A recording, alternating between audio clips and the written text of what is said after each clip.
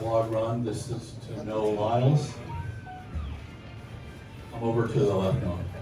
Back in February, over this side. I must do that. My right. I'm hiding. Back in February, you told us you're going to do something special in Budapest. Do you think you've achieved most of that? I definitely do. Just reached the level that I believe 5 other male sprinters have ever achieved. Just became the double world champion. Still running fast. Ran against an amazing field in both sides. And shoot. What a world championships. Okay, next question, please. Noah Francis, track alerts. My question is to Noah Lyles. Noah Lyles, you're the first man to win the under 100 meters and also come and win at the senior. And you have won your sprint double.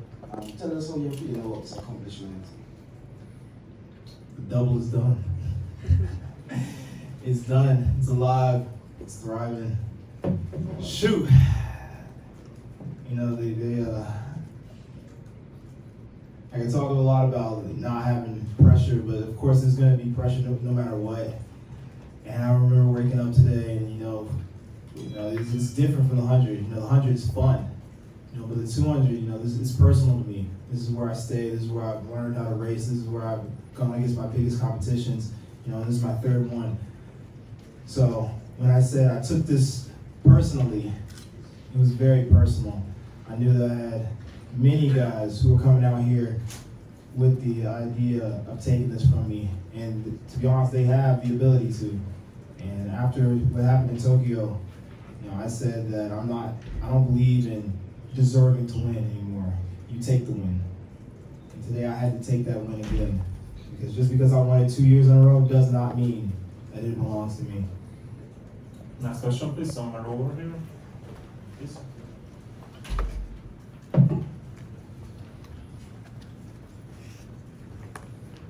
I won't make it long, I promise y'all.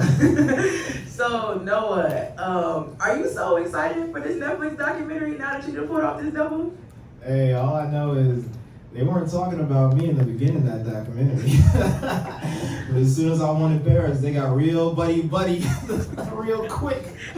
So I think it went from a docuseries about the fastest people, and then it turned into a docuseries about me. So I think I got 2 docuseries coming out. Next question, please. Yeah, Anderson Emerald, the final leg here. So, question for Erriyon. So, 3 world championship, Olympics, world champions, 4 champs, 4th, 3rd, 2nd. What's something you've learned every single time you come to the top, the championships here?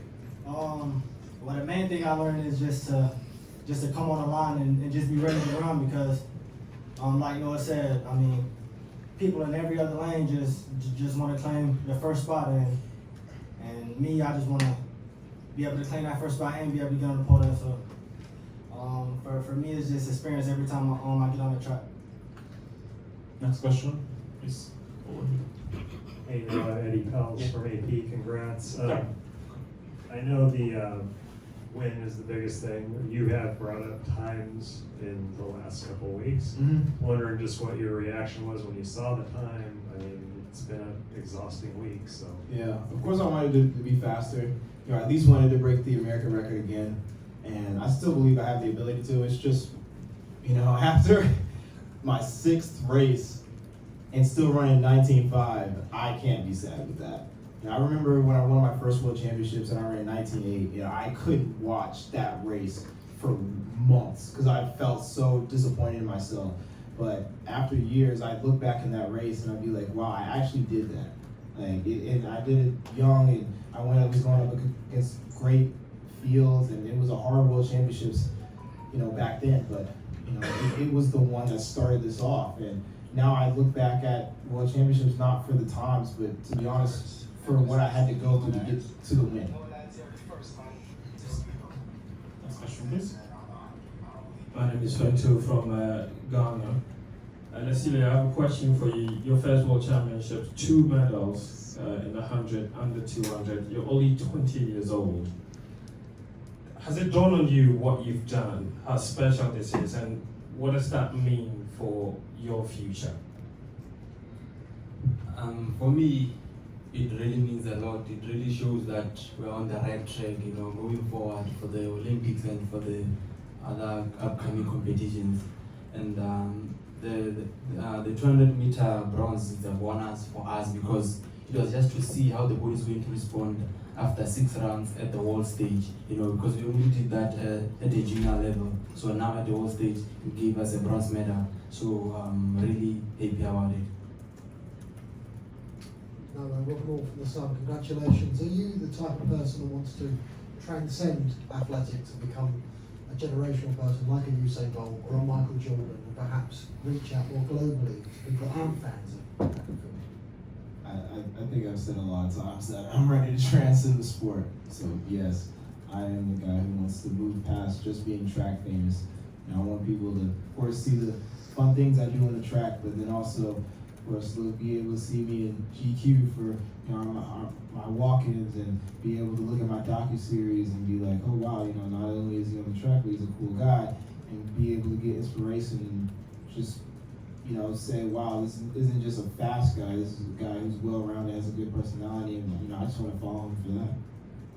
Just boost the whole idea because right now, the bar is low.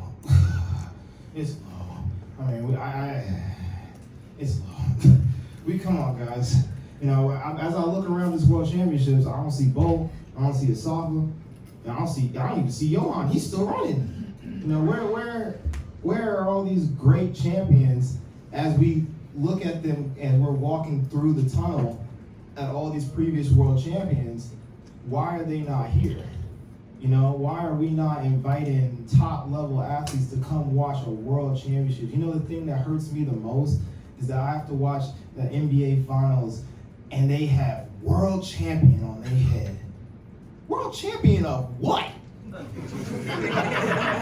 United States? Don't get me wrong. I love the US at times. But that ain't the world. That is not the world. We are the world. We have almost every country out here fighting, thriving, putting on their flag to show that they are represented. There ain't no flags in the NBA. We gotta do more. We gotta be presented to the world. Thank you. Next question, please. Hey, Noah, Jonathan Gold here from LetsRun.com. You mentioned you're the 5th guy to win the 100, 200 of this meet. You're also the first, other than Bolt, to win 3 titles in this event. So I'm wondering, how much do you think about those accomplishments, where you stack up historically at that point? Does it motivate you? Could you reflect on that? Yeah, I don't think about it as much until somebody brings it up. And at first I'm like, okay, that's cool. But then I start to think, okay, knowing that information, what can I do with that? Is that useful information? Can I, tell the track world and would they get excited? And if they don't get excited, okay, but if I told the rest of the world that, would they get excited? And usually the answer is yes. And it's funny because in the track world, we get excited about the times and the great races. And I love the track community, but we can only do so much within our own bubble.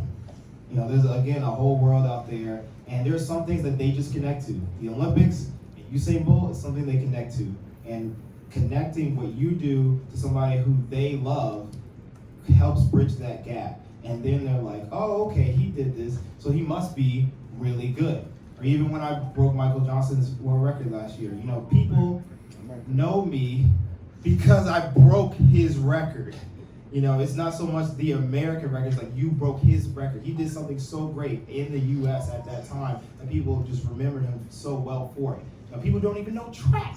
Know Michael Johnson and the Golden Spikes in Atlanta, And that's where you try to find those connections to be like, okay, this is information I can use. I just need to know where to put it. David Woods with TISTAT. This is also for Noah. I'm wondering if you were harmed or impaired at all after the golf cart collision yesterday. Thankfully, I'm fully healthy. No issues. I believe that Andrew Hudson was the only one who really faced any lingering issues from that crash. It was very unfortunate, and I feel with a little bit of communication, could have been averted, but it's still unfortunate that happened. 2 more questions left, one from you. All right, DGA, my question goes to Letsile. Frankie Fredericks was the first African to get on the podium in the 200 meters. If you're to draw inspiration from some of these great Africans like Wade Van Niekerk and also Jobowana, who would you point to say has been your inspiration? And going into Paris next year, do you think you can get a better medal? We can't talk about Paris now because it's the World Championships. Paris is next year. We'll see as the season progresses for next year. I'm watching Wade, and I haven't watched Vindy Fredericks. So I'll say I took the inspiration from Wade for doing what he has been doing for the past years. It really kept me going. Every time I got into my training ground, I remember I'll tell myself, if Wade did this as a neighbor to our country, I can also do it. And then here I am. And no final question, if you have. So, thank you everybody. Thank you. Congratulations.